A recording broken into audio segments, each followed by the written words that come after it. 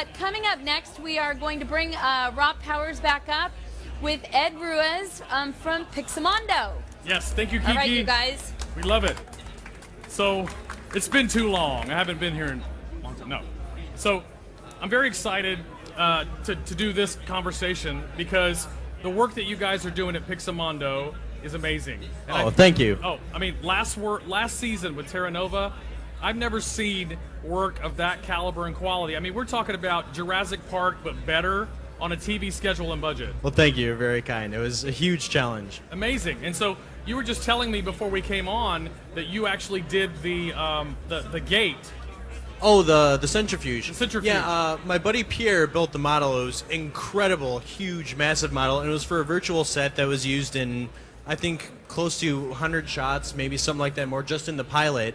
And then I did all of the lighting and surfacing, texturing, stuff like that, and then had to present it, you know, and it was a huge challenge to make it look good. And then the compositors did an incredible job bringing that to life with the plates, and it was a really I remember cool that. process. That was the one that was rotating. Do we have footage on the reel of that? Oh yeah. Okay, so let's run the reel now, and see the stuff from Pixomondo, so we can the Terra Nova reel, so we can see the dinosaurs and maybe that footage, because you were integral in that. So let's run the Pixomondo Terra Nova reel. Look at the quality of this.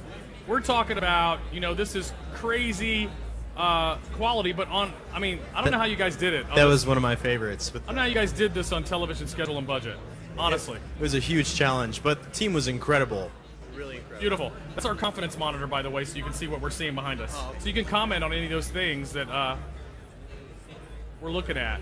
Like, so you were, on this show, you basically were focusing a lot on lighting and shading? Yeah, I was the primary lighting and shading lead for all the creatures and stuff. I had to make sure they all came into the software properly, had a one-to-one match with all the sculpting and all of the displacement details. This was one of my big hero shots for the pilot, stuff like that. You know, I had to make sure the fur rendered correctly, and then, you know, manage the HDRIs from set, make sure those all came in properly, and then, you know, work with the artists to make sure that everything worked out well, and of course make sure the supervisors were happy and all that stuff, and take good directions. So what was your, I mean, could you tell us a little bit about your background? Did you study CG in school? I was mainly a traditional artist, you know, when I was younger, and then I got my bachelor's in media arts and animation back in 2004. And then I got another degree from Davis School back in 2007. Great. And then I worked at Eden for about 2.5 years, and now I'm fortunate enough to be a lead artist over at Pixomondo. So where did you grow up? I grew up in Chicago. So in Chicago, a little Ed is sitting there going, I want to do that. Oh yeah, yeah. I actually had a conference kind of like this. I saw stuff like that. Yep. And now you're sitting here. We're looking at work that you did from Terra Nova, Dinosaur. I mean, I can't imagine, you know, how that's even possible with the schedules and budgets that our television facilitates. And for Steven Spielberg, of all people, you know, I mean, you're doing work, and what I heard was he was so pleased with the work, and you guys obviously rendered everything in Lightwave, and we have a pipeline that used the geometry cache solution. Yeah, that was huge. You know, I mean, when we were doing the Super Bowl commercial, I think it was last Christmas, I mean, you guys had just brought in the geocaching stuff, so it was incredible. We got it in there fast. We were able to bang out the Brachiosaur and the Carnotaur for the Super Bowl commercial. It was really incredible, and just all this rapid work. And, you know, I mean, without Lightwave, I mean, it really made it possible to do this challenging work really fast and with a great quality. Oh, great. You know, and the other thing that's interesting, I think, is that the interchange tools that we've added since 10, including the FBX support. Oh yeah, that's been huge. You know, Jennifer Sheegan has written incredible tools, you know, with stuff like that, FBX and cameras, you know, for match moves and all that stuff, and it's all been working fantastically. And Python scripting now native in software as well. Oh yeah, it's incredible. I don't know what we'd have done without it. It's amazing. Was the VPR useful to you in that process? Oh, it was great, especially because the new skin material that you guys made that actually works live in VPR, I don't have to hit F9 and wait. I can actually see it right there in the software. So those of you who don't know, F9 is the button shortcut that you hit to render a frame in Lightwave, but that's kind of like the legacy of where we were, because you had to render a frame before you could see anything the way you wanted to see it. Now the VPR is right in the viewport. Definitely, because before it was like, okay, here's my stuff, let me hit that, and I'll wait a couple minutes. But now I just kind of, like with VPR, we're doing so much work right there. I can run previews and show the supervisors, directors, all that stuff, and it's all right there and, you know, rendered. It's really great. What I love is, you know, for me as an artist, I was so excited when we added the support for the instancing. Oh, yeah. I mean, when you have, like, geez, thousands, if not millions, of creatures running across something. Oh, And yeah. You're seeing it interactively in the viewport, and you. Oh, can, yeah. I can't even. I mean, like, if I'd had that 10 years ago, please. You know, I mean, I could have taken a lot more weekends off and gone to the beach. Well, not just that, you guys saved us with fiber effects, because in the pilot we had the slashers, which were the guys with the barbed tails, you know, that was standing over the tank, and almost all the dinos had fur.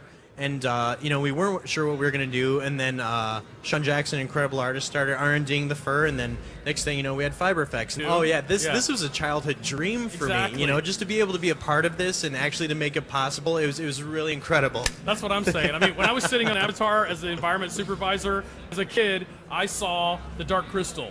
Oh, yeah, yeah. And when I saw that sequence where the tree picks itself up and walks out of the water, and amazing. the alien life forms, I said as a kid, someday I want to work on something where I'm creating alien life forms and environments and kind of, and it was a dream for me. Oh, yeah, it's incredible. Your work on Avatar was incredible. Oh, thank you. I mean, you know, the fact that we get to spend our lives doing something that we love, Yeah, that we get up in the morning and we would do it anyway. We're not going to tell, don't tell anybody. We do it for free anyway, but that's what you want to do, is you want to find something and find tools that you like to work with that Definitely. empower you to get that quick feedback and inspire you as an artist. Oh yeah, definitely. And Lightwave has been a huge part of, you know, my growing as an artist and really becoming a good professional. And of course, I've had great mentors, but yeah, Lightwave has really done a lot for me as an artist, and you know, it's really given me a good lifestyle. Now, when you were at Dave's school, was William Vaughn teaching there? Oh yeah, he was Yeah. one of my big mentors. I owe the guy so much. He was my modeling teacher, and then he just mentored me throughout the rest of my time. And he's just an incredible individual, especially with your software. I personally love him. He's great. He's brilliant, and you know, many people don't know this, but on Avatar, the teams that I hired, the majority of the people on those teams were handpicked by William from the Dave really? School. Yeah. I mean, William, I would call William up on Avatar, and I'd say, William, here's what I need. And he would find the best kid in the class, or kids, a couple of them, and send them to me. Oh, yeah. And those kids came to Hollywood using Lightwave. They were hired by me on Avatar to work on the virtual art department. Could you imagine your first job being on Avatar? I was jealous. Yeah, not at all. Not at all. I was a little jealous. I was like, geez, you guys you young whippersnappers have no idea how hard it was to get to this point. 'Cause, yeah. And then they just come in right out of Dave's school, and they're working on Avatar. That was William and myself facilitating that, and William picked the best kid. I mean, Matoki Nishi, and, you know, I mean, there was like probably, you know, 15 kids that came from Dave's school out, and they were the best workers. In fact, I'll say this. When I did that on the film, I got a little bit of flack from one producer who I think is an incredible person, but said, you know, you can't bring kids out of school on Jim Cameron project. And I said, we're not just picking kids out of nowhere. Right. We're handpicking the top of the class. Right. And I'm going to personally train them to work on this. Right, and you know, if it weren't for individuals like you know, I wouldn't have a job.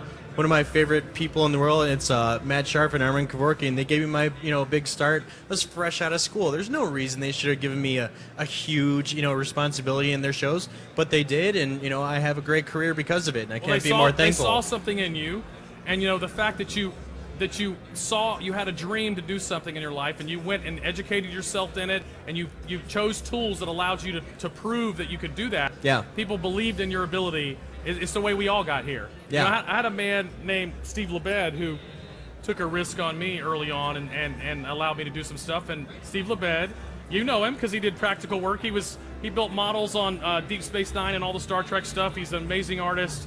And Steve, you know, believed in me at that time, and when he didn't have any reason to, other than I guess he saw something in me that other people saw in you, and that, you know, it is important to do that. Definitely, because that's where you get really great talent, is by giving people a chance, you know, especially out of schools where you're learning Lightwave that rapidly. I mean, you need to, that's one of the most important parts of being in this industry, is you need to be effective, reliable, fast, and have a good eye. You know? And I think the great thing about the Dave School, that it bases a lot of its work in Lightwave, and the kids work in Lightwave and do a complete short film, work together Definitely. as a real crew.